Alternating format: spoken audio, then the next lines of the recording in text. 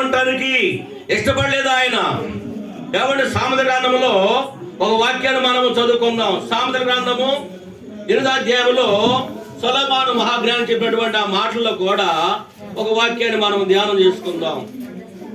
సామెతల గ్రంథము 8వ అధ్యాయము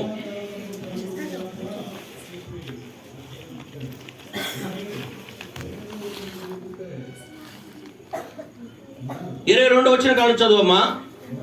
పూర్వకాలమందు తన సృష్టి ఆరంభమున తన కార్యములో ప్రధానమైన దానిగా యెహోవాను కలుగు చేశాను.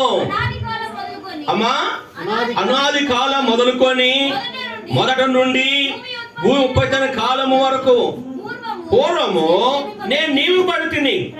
ప్రవాహ జలము లేనప్పుడు, నీడతోడి నీవట లేనప్పుడు నేను పుడితిని. ఎప్పుడు పుట్టాడు యేసుప్రభు వారు? ఎప్పుడో పుట్టున్నాడట. ఏమండి చూసారా, శాస్త్రులు పరిశీలన్నారు కదా, నీకు 50 సంవత్సరాలు కూడా లేవే, నువ్వు యేసుప్రభు తండ్రిని చూసావా అంటే ఏమన్నారు యోహాను సువార్తలో? అబ్రహాము పుట్టక ముందే నేను ఉన్నా. ఏమండి, అబ్రహాము పుట్టక ముందే నేను ఉన్నాను, ఆదిలోనే ఉన్నాను, ఆరంభంలోనే ఉన్నాను. ప్రియ సహోదరి సహోదరులారా, అందుకొరకనే ఆది యందు వాక్యం ఉండెను, వాక్యము దేవుని యొద్ద ఉండెను, ఆ వాక్యమే కృప సత్య సంపూర్ణంగా పరిపూర్ణంగా ఏమంటే పరిశుద్ధుడిగా, ఆయన పరిశుద్ధుడు కనుక ఒక పరిశుద్ధమైన జీవితాన్ని జీవించే వారిని దేవుడు ఏర్పాటు చేసుకోవాల్సి వచ్చేసింది. ఏమండి, యేసుప్రభు వారిని మోసినటువంటి ఆ తల్లి మరియమ్మ గారు ఏమన్నా గర్భం ఎంత ధన్యకరమైన గర్భం అండి. లోకాసు వార్త 11:27 వచ్చిన దయచేసి లోకాసు వార్త 11:27 వచ్చిన ఆ సమూహంలో ఒక స్త్రీ ఆయనను చూసి 11:27 వచ్చిన ఆయన ఈ మాట చెప్పుచుండగా ఆ సమూహంలో ఒక స్త్రీ ఆయన చూసి నిన్ను మోసిన గర్భమును నీవు కుడిసిన స్థానములను ధన్యములైన కేకలు వేసి చెప్పగా అవును గాని చాలు. ఎవరన్నాడు అక్కడ? తల్లిని మరియమ్మ లేదు అక్కడ. ఎవరున్నారండి? యేసుప్రభు వారు ఉన్నారు. 33 సంవత్సరం వయసులో ఆయన సువార్త ప్రకటిస్తా ఉన్నాడు. ఏమన్నా అద్భుతాలు చేస్తా ఉన్నాడు, ఆశ్చర్యకార్యాలు చేస్తా ఉన్నాడు. ఆయన పలికే మాటలు, ఆయన చేసే కార్యాలు చూసి ఆ సమూహంలో చాలా మంది ఉన్నారు. ఆ సమూహంలో స్త్రీ పురుషులు. కానీ ఒక ఆమె లేచి అంతమందిలో ధైర్యంగా నిలబడి ఏమంటాం తెలుసునా? ఏమన్నమ్మా? నిన్ను మోసిన గర్భమును నీవు కుడిసిన స్థానములను ధన్యములైన వాని కేకలు వేసి చెబుతావన్నది.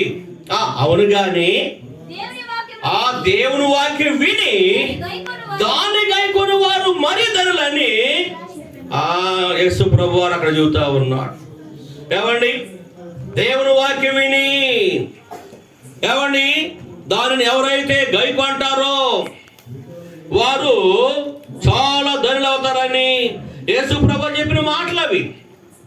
ఏమండి, ఆయన బాల్యంలో ఉన్నప్పుడే మంచి పేరుగాంచినటువంటి తూర్పు దేశ జ్ఞానులు 3 దేశాల నుండి ఆ బాలైనటువంటి యేసుప్రభు వారికి వారి యొక్క కానుకలు సమర్పిస్తానికి 3 దేశాల నుంచి బయలుదేరినారు. ఎందుకంటే ఆ యొక్క గ్రంథాల్లోనే యేసుప్రభు వారు జన్మించినప్పుడు ఆకాశంలో ఒక తార ఒక తార వెలిచిద్దని రాయబడినటువంటి ఆ లేఖనాలు వాళ్ళు చదివి యేసుప్రభు జన్మించినప్పుడు ఈ దవడమైనటువంటి యేసుక్రీస్తు ప్రభు మరియమ్మ గర్భాన బెత్లెహేములో ఉదయించిన సమయంలో వారు ఆ స్థలానికి నడిపించబడతా ఉన్నారు. ఎవరు నడిపిస్తున్నారు? వారిని ఆకాశమైనటువంటి ఒక చొక్క తార.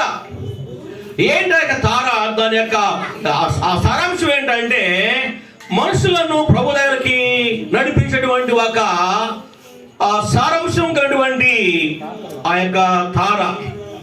ఏమండి, దాన్నే పేతురు భక్తుడు అన్నాడు. పేతురు రాసినటువంటి 2వ పత్రికలో ఆ 1వ అధ్యాయంలో చూస్తే చూడండి దయచేసి పేతురు రాసిన పత్రిక 2వ అధ్యాయము 19 వచనం. ఇంతకంటే ఆ స్థిరమైన ప్రవచన వాక్యము మనకు ఉన్నది. ఎవరికి ఉందంటండి? మనకండి, మన అందరికీ. యేసుప్రభువు జన్మించినప్పుడు ప్రజలందరూ కన్నారా, లేకపోతే ఒకళ్ళ కన్నారా, ఇద్దరు కన్నారా? ఏమండి? ప్రజలందరికీ. ఏ సంతోషం అది! మహా సంతోషం, గొప్ప శుభవార్త, ఆనందం. ఏమండి? ఆ గొప్ప ఆనందము ఈ లోకంలో ఏమి లేకపోయినా నాకు ప్రభు ఉంటే చాలు అనేవాళ్ళు ఎంతమంది ఉన్నారండి? నాకు యేసయ్య ఉంటే చాలు, చూసారా, యేసుతోనే నా జీవితాన్ని గడుపుకుంటాను. అలాంటి వారు ఉన్నారు ఈ లోకంలో. ప్రభుతో తృప్తిపడినటువంటి వారు చాలా మంది ఉన్నారు. ప్రియ సహోదరులారా, వాళ్ళల్లో ఒక స్త్రీ ఉంది. ఆ యొక్క పాత నిబంధనలో రూత్ అనేటువంటి ఒక స్త్రీ ఉన్నది. ఆమె భర్తను కోల్పోయింది, మామను కోల్పోయింది, బావను కోల్పోయింది, భర్తను మాత్రం హత్తుకోగలిగింది.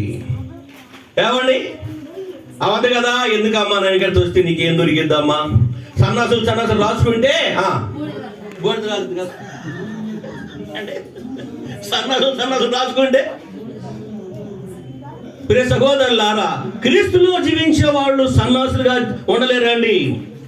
వారు దేవుని యొక్క శక్తిని కలిగి ఉంటారు. ఏమండి? దేవుని యొక్క ప్రభావాన్ని కలిగి ఉంటారు వారు. ఏమండి? దేవుని యొక్క మహిమతో వారు నడిపించబడతారు. కాబట్టి ప్రియ సహోదరులారా, ఆమె అందగదా, అమ్మా ఎందుకమ్మా నీవు మీ తల్లి గారింటికి వెళ్ళిపోయి, మీ నాన్నగారింటికి వెళ్ళిపోయి సుఖంగా జీవించమ్మా, వివాహం చేసుకుని అంటే ఆ రూతం ఏమన్నా తెలుసునా? ఏమంది? నీ దేవుడే నా దేవుడు. నీవు చదువు తల్లి, నేను మృతి పొందుతాను, అక్కడనే పాతి పెట్టబడతాను, మరణం తప్ప మరి ఏదైనాను నిన్ను నన్ను ప్రత్యేకపరచుదని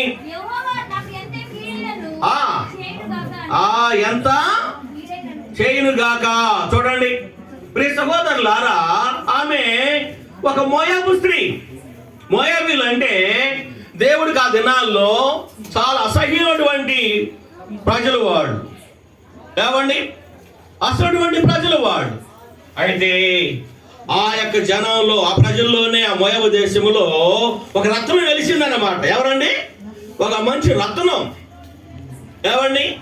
అసలు బైబిల్లో కూడా మనము మిరియాం పేరు అసలు మరియమ్మ. హెబ్రీ భాషలో మరియమ్మ అని మార్చారు, కానీ మిరియమ్మ పేరు మరియమ్మ అట. ఒక లేఖనాలు నేను చదివినాను, ఆ నిఘంటులో కూడా చదివినాను నేను.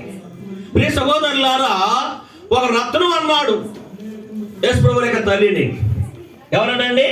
ఒక రత్నము. ఏమండి? నిజముగానే ఆమె జీవితం ఈ లోకంలో ఎంతమందిని ఆమె యొక్క జీవితాన్ని ధ్యానం చేస్తున్నారండి. ఆమె ధ్యానం చేస్తున్న మనకు ఆమె యొక్క స్వభావం కూడా మనలోకి రావాలి. ఏమండి? ఆమె యొక్క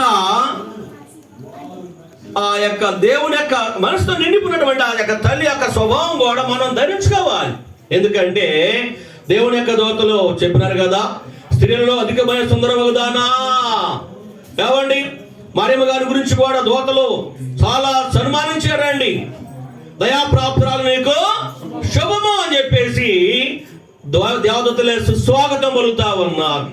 ఆమె జీవితం దేవునికి ఇష్టమైంది. ఆమె యొక్క జీవితం యొక్క బ్రతుకు దేవుడు మెచ్చుకున్నాడు. ప్రియ సహోదరులారా, ఏమండి?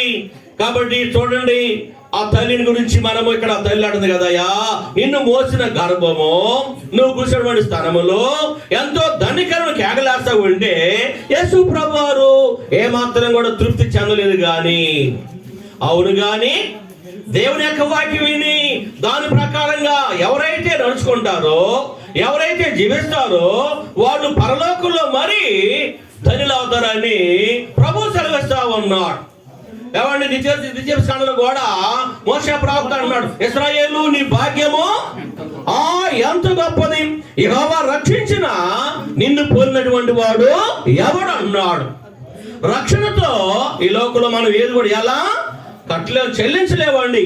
దేవుడి రక్షణ కొరకే మనము దేవుడిని ఎంతగానో మహింపరచాలి, స్తుతించాలి. ఎలాంటి రక్షణ తెచ్చినాడు? మరియమ్మతో చెప్పింది కదా దేవుని యొక్క దూత, దయాప్రాప్తాలు నీకు శుభాలుగానే మరియమ్మ ఒడిగిపోయింది ఆ మాటకి. ఏమండి, ఒడిగిపోయిన యొక్క మాటకి శుభకార్యం అయిపోయింది. ఏ శుభతో ప్రధానం జరిగిపోయింది. ఇంకా శుభమానది ఏంటి? ఎవరు ఇవా అని అంటే, అమ్మా నేను గాబ్రియలు దేవుని యొక్క దూతను, దేవుని చేత పంపబడ్డాను కనుక నీవు గర్భము చెప్పాలి ధరించబోతున్నావు అని చెప్పేసి. అంటే ఎంగేజ్మెంట్ అయింది కానీ వాళ్ళిద్దరు వివాహం అయ్యి వాళ్ళు సంసార జీవితంలో ప్రవేశించక ముందే ఆమెకు చాలా ఆ గుండెల చాలా భయం వచ్చేసింది. ఏంటంటే ఏ పురుషుడిని ఎరపడి నేను ఎలాగా చెప్పండి అమ్మా, నేను ఎలాగా ప్రెగ్నెంట్ అవుతాను, ఎలా గర్భవతిని అవుతాను అని ఆమె చాలా భయంతో ఒడిగిపోతా ఉంది. ఏమండి, ఆ మాటకు మరియమ్మ భయపడిపోతా ఉన్నది.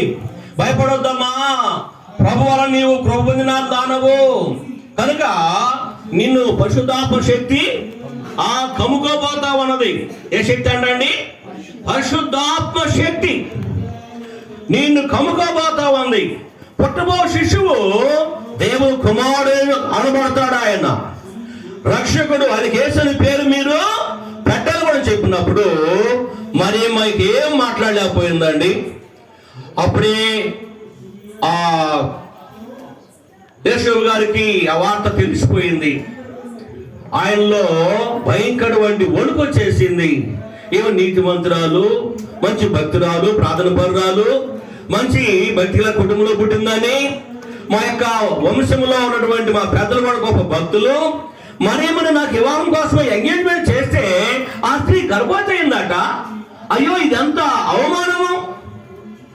వివాహం కాకముందు గర్భవతి అవటము ఏమంటే చాలా అవమానం అని ఆమె తలంచిని గ్రహించింది.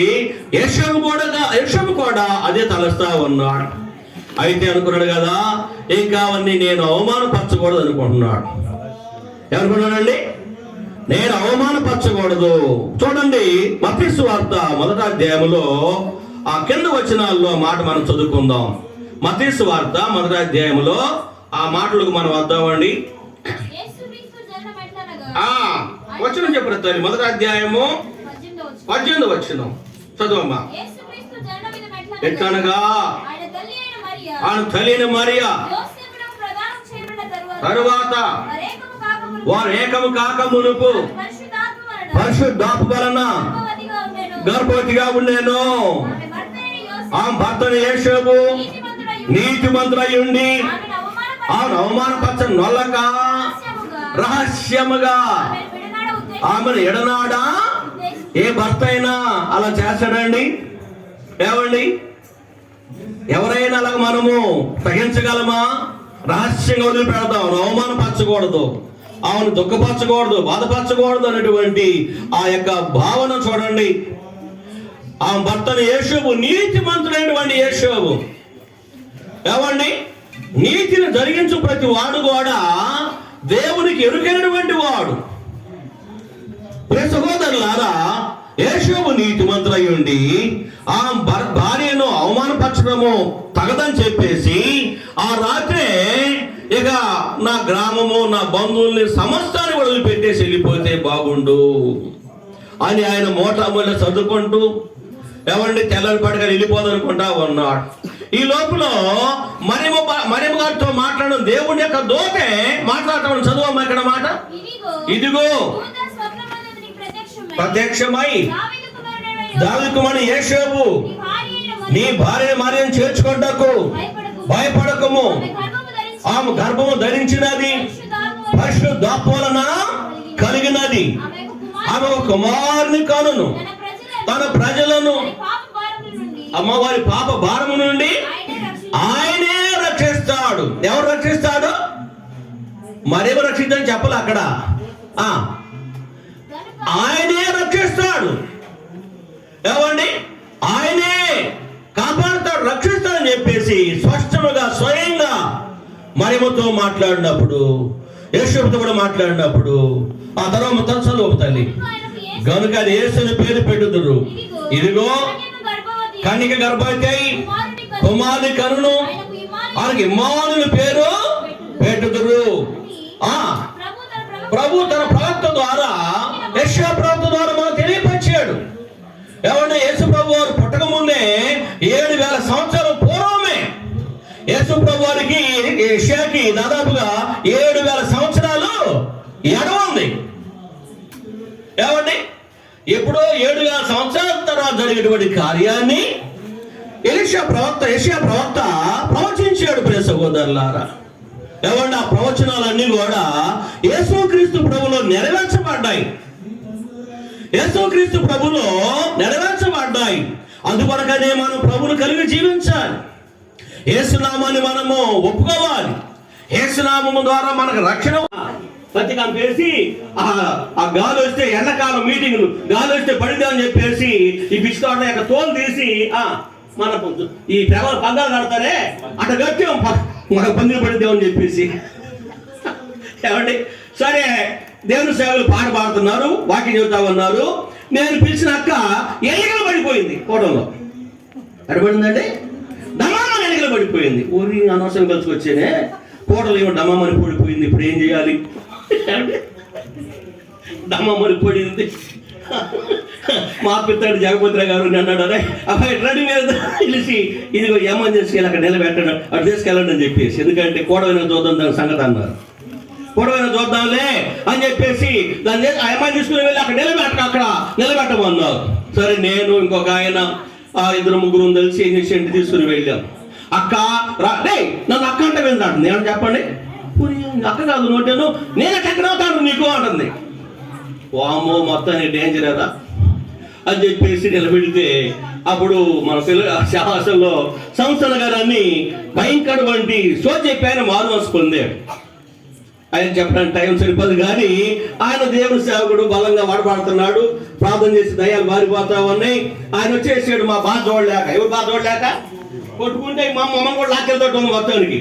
మా బాధ చూడలేక ఆయన వచ్చేసి అబ్బాయి వదిలిపెట్టండి దాన్ని అన్నాడు. ఏమన్నాడండి? ఆ దాన్ని వదిలిపెట్టండి అన్నాడు. వదిలిపెడితే పక్కన చెరువు ఉంది, నాయన పడేసి దేవుడు నీళ్ళంటేను పడేదిలే అని చెప్పేసి ఆ మనిషి నిలబెట్టమన్నాడు. నిలబెట్టేమో కారుతో చుట్టూ గీత గీసాడండి. యేసు రక్తమే జయం. ఎవరండి? యేసు రక్తమే జయం అని చుట్టూ ఏం గీశాడు? ఆ గీత గీసాడు. అన్నాడు కదా, ఆ గిరిలో నిలబెట్టడానికి పోదన్నాడు. మాకు ఈ మేపుడు చూడలేదు. ఏమండి, ఆ గిరిలో నిలబెట్టాడండి. నిలబెడితే అంతేనే మేకులో నిలబడిపోయింది. మేమిద్దరం అక్కడ ఉండడం చెప్పేసాడు. నేను అన్నాను, అంటుంది కదా, అరే నన్ను బానేనరా, నన్ను వదిలిపెట్టండి అంటుంది. ఏమంటుంది? నగలు చూడదు. ఏమన్నా చెప్పండి, నన్ను బానేనరా, నన్ను వదిలిపెట్టండి అంటేను అప్పా అన్నా మాల రే మళ్ళీ అప్ప అంటావేందిరా అంటుంది. అంటే ఏంది అప్ప మాత్రం బాగురా అంటుంది.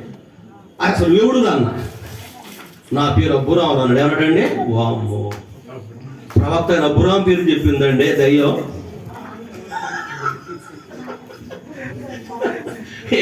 చెప్పిందండి, అబ్బురాం పేరు చెప్పింది. అబ్బురాం రా అన్న, అదే మాట్లాడు బాగా రా అంటున్నాడు. మరి ఎంత మర్యాద ఊరుకుంటా చూడండి. తాగుపోతాడు అంటే ఊరుకుంటాడా? అమ్మ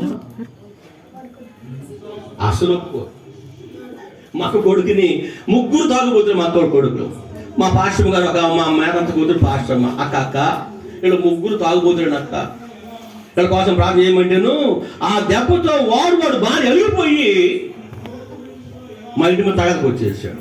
యారా నాకే మేము తాగుబోతులా కనపడ్డావా?